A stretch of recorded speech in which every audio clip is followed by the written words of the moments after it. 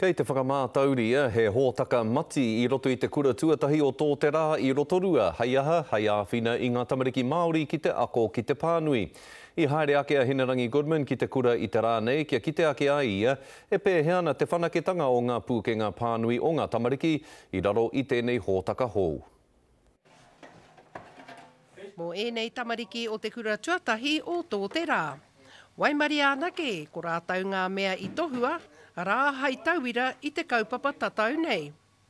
Hei tātō rātau tumuaki, ka tika me tautoko hia. We believe it's directly going to benefit their confidence and enabling them to make use of new technology and probably and hopefully to encourage parents to have the faith and trust that in their children and believe in their children to pursue careers in this area in the future. Part of this program is to not just to improve their reading, their writing and their English skills and stuff like that, but to increase their digital literacy, which means looking inside computers, understanding what those things are, those components are, the memory, the motherboard, the central processing unit, and also finding out the Māori words for that.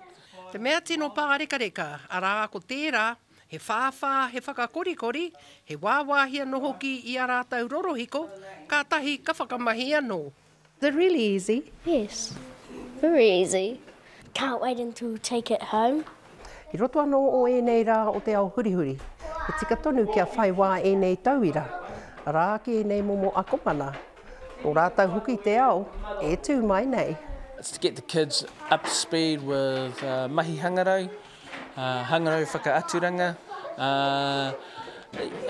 teaching them tomorrow's world today. Ko te hua anō mō ēnei tauira a te paunga o ngā wiki I te kau. Arā, kia taki whai rangatira rātau ki a rātau rorohiko. Ko Hinerangi Goodman, mō te karere.